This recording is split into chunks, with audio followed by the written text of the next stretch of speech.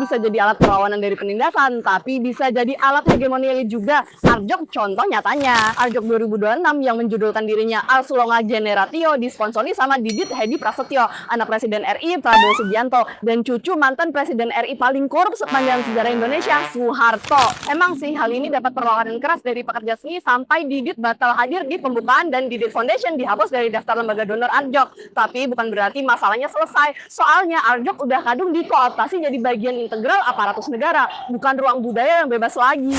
Arjok udah resmi jadi sarana buat kelas penguasa untuk mengorganisir fungsi hegemoniknya di saat-saat ketika penguasa butuh pembaruan legitimasi alias cuci image. Cuci image ini penting banget buat elit di tengah semakin masifnya perlawanan rakyat atas banyak kebijakan ngawur negara yang menyengsarakan rakyat. Konsep Stato Integrale Gramsci membantu kita buat memahami kalau negara bukan cuma aparatus pemaksa kayak pemerintah, polisi, tentara, tapi juga institusi yang kelihatannya seakan-akan privat dan otonom seperti sekolah, pers, asosiasi budaya, sampai festival seni. Gramsci juga membedakan antara dominio atau kontrol melalui kekerasan langsung dari derizione atau kepemimpinan melalui persetujuan kultural.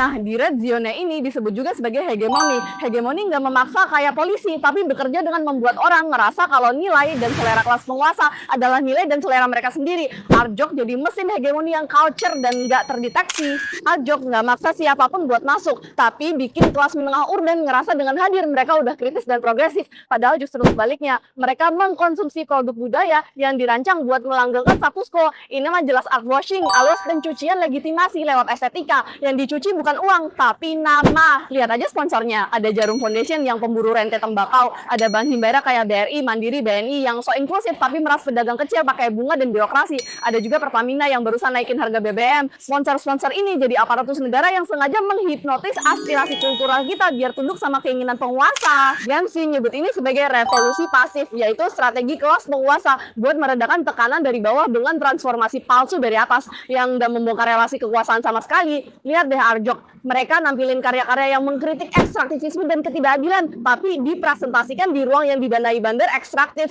Ini mah malah menjinakkan kekuatan kritis karya seni itu sendiri. Inilah transformisme, hegemoni bukan membungkam kritik, justru malah membeli kritik, memajangnya di dinding, terus memasang logo korporat di sebelahnya. Ironisnya ini bukan cerita baru. Tahun 2016, Freeport yang melakukan penjajahan di Papua juga pernah ngasih sponsor ke Arjok. 10 tahun kemudian sponsornya malah putra mahkota rezim. Kritik ke Arjok nggak boleh cuman ngomongin soal estetika tanpa menyentuh kondisi struktural material yang memungkinkan Arjok jadi terkooptasi sama rezim. Melawan Arjok bukan pakai festival seni yang lebih progresif dan sponsor yang lebih bersih, tapi pakai kondisi material di mana seniman nggak perlu ikut festival berlogo korporat buat memproduksi, mendistribusikan, dan menghidupi diri dari karyanya.